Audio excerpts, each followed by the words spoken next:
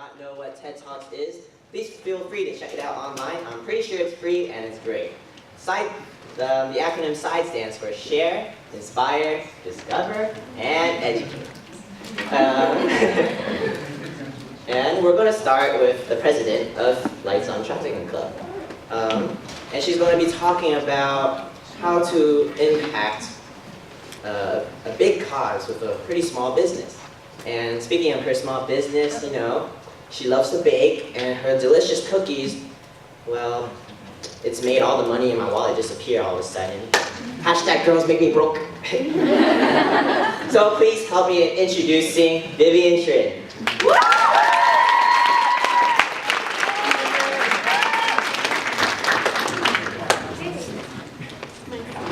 Okay, hi. I'm Vivien Trinh. I'm president of Lights on Trafficking Club. Thank you. President of Lights on Trafficking Club, and I am a senior. So I've always wanted to talk at TED Talks, you know, the bigger adult version of side talks. I've always wanted to talk there. I always wanted to talk about human trafficking, but I always thought, I'm too small, I'm too young, I'm not going to be at TED Talks anytime soon. So I decided to start my own event, and here you guys are today. So I am a senior, an activist, a baker. But for a little bit, I'm going to be someone else. I'm going to be Kanye. I'm not Kanye West, I am Kanye. So I am a preteen, I am Cambodian. I live in Cambodia, I'm 12 years old. In the later part of my story, I'm going to be an orphan. But I am 12 years old. When I was 10, my dad passed away because he suffered from an illness that we could not afford the cure for. So it's just been my mom and I for now. Mother, daughter, in the house, but she stays home to take care of me, take care of the house, clean everything. So she doesn't work. We're struggling a lot right now. We are very poor, but we're still getting by, and I'm still going to school. And on my way to school one day, you know they say, don't talk to strangers. Well, I talked to a stranger on my way to school, and he was so handsome. He was very charming. But he talked to me, and I was going through depression. I was very vulnerable, given that I had lost my dad, and that we were going through many financial burdens, let alone I had to care about my education. So this man, he started taking me out. We got to know each other better.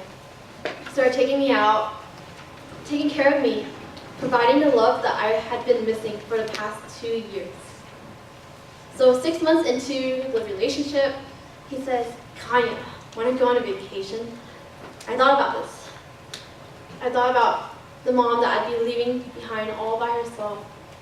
But I thought differently. I thought I want to escape. So I decided, yes, I'll go on the vacation. I want to break from life. He takes my passport, my identification documents, everything, anything that identifies me as a human being. And I get on the plane, I get to the airport, I'm in this new place, I really don't know where I am, but I just know I'm going on a vacation. So I leave the airport and he shoves me in a car, and my heart's beating so fast. Sorry. My heart's beating so fast, and I don't know what happened. My heart is beating really fast, and all of a sudden I'm taken to a brothel.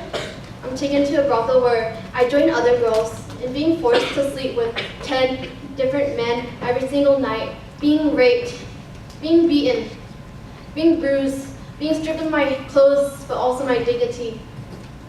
And the windows are boarded up. I don't have any sense of time, day and night, I don't know anymore. It's August, November, spring, autumn, I can't tell, but I know one thing, that this feels endless. It feels like it won't stop. And that I'll always remember the first time I was housebroken, when I resisted the first rape.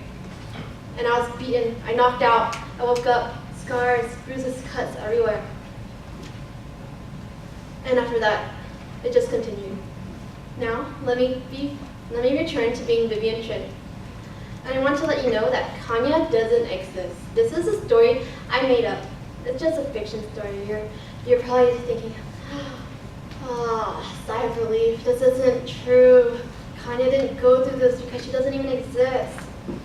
But let me tell you that although this is the story that I made up, it is a problem that is very, very real throughout our world. Kanye would be 1 in 27 million people across the world who are ensnared in this vicious cycle of poverty, in this vicious cycle of inhumane acts and mistreatment. From San Jose to South Korea, from China to Canada, from the United States to the United Kingdom, from our own backyards to other side of the earth, and every region in between, human trafficking is prevalent. Now, you're thinking, this is really sad. And I thought that the first thing too, when I first came across human trafficking, first semester of my freshman year. And I thought, dang, I'm so little. I'm only 5 feet tall. I'm still 5 feet tall now. I was little, still little. And I didn't think I could do anything. Come second semester, tsunami hits Japan. And headlines are covering it. And I felt compelled to do something about it. Now, going off tangent, I love baking. I love baking. It says there. I love baking. Baking. I like bacon too. But I'm a baker. And ever since I was 10, my aunt showed me how to bake. Bless her. Showing me how to make dough, pop it in the oven, wait a little bit, hope you don't get burnt. Bam, you get cookies. Isn't that magical? So anyway, ever since I was 10, I've been baking brownies, cookies, cakes, cupcakes, lemon bars.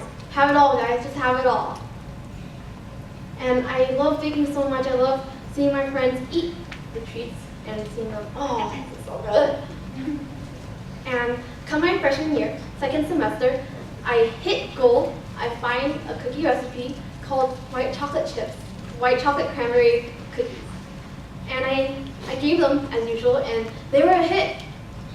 They were a hit. And my friends were just, dang.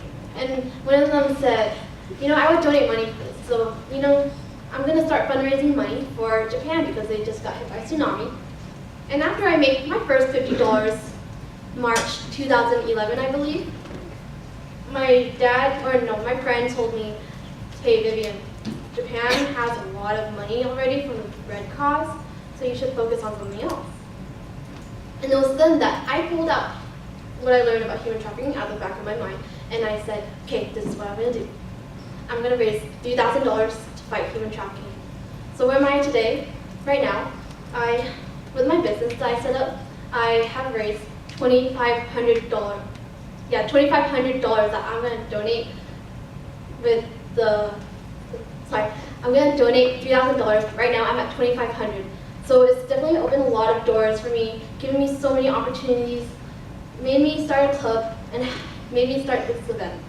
Now let me introduce you to another Vivian. She shares almost the same name as me, but she's younger, so I came first. Her name is Vivien Har, and Vivienne, but she is 10 years old in this picture, and when she was 8 years old, she saw a picture of 2 boys in Nepal on a mountain, and they had these huge rocks on their backs, right? Dude, I carried a backpack to school, and that's already enough. But they had these huge rocks on their back. Now, Vivien Har, she saw the picture, and she thought, it's not fair. These kids, they shouldn't have to do this. They should be playing, like kids should be doing. So this girl, at the time, she was 8 years old, she told her parents, Mom, Dad, I'm going to sell lemonade for the next 365 days and raise $100,000 to fight human trafficking. That sounds really crazy.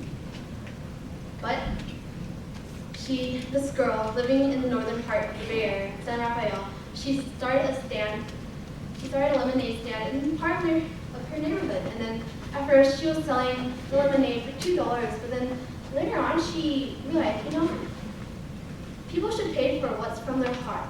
So this is going to be a donation process. And this lemonade should be free, like how children should be free. And if you want to donate, go ahead. So the lemonade started going from $2 a cup to $18 a cup, you know, what people wanted to pay. And let me tell you this man donated $1,000 for a cup of lemonade. So what about her goal, $100,000?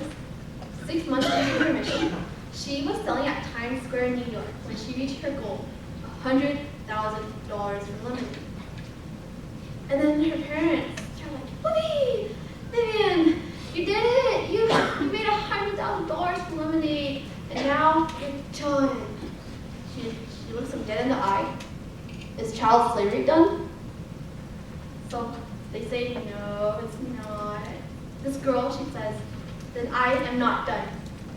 And within a year, she, through Fundly.org, she raised enough money, $400,000, to start her own business with her dad.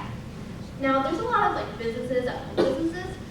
Now, there's a ring of businesses called Certified B Corps. And it takes a lot to start a Certified B Corp organization. You have a lot of ethical standards to meet. You have to be eco-friendly. Of course, you have to be fair trade. You can't traffic humans. You have to be socially responsible. All these requirements, and she met them. She started with her dad, and today she's still fundraising. But she is the first girl ever to sell and bottle and sell in grocery stores lemonade stand lemonade. 10 years old, Bay Area. 17 years old, Bay Area also. Now we have the same mission, fight human trafficking. But with these two stories, I also want to show you guys that you really don't have to be an adult to do something. I understand as high school students, sometimes we get a little busy. We forget about things, or even if we remember that Operation Smile in the mail, cleft lips, you won't really do anything about it. Or you really do care about something, but you're a little too shy. Now, I was a little too shy. You guys wouldn't be here. But I want to show you that as young kids, as young adults, we can do a lot. We can, if we start small, we can make a huge difference in the world. We can impact the world in ways that we would never have imagined. I would never have imagined baking cookies. I'm sure Vivien wouldn't have imagined selling lemonade. But in presenting these businesses to you, I also want to introduce entrepreneurship, but that would require another talk. So I would like to invite you guys in empowering community, coming together to make a change. Be bold, take action, step up. Thank you.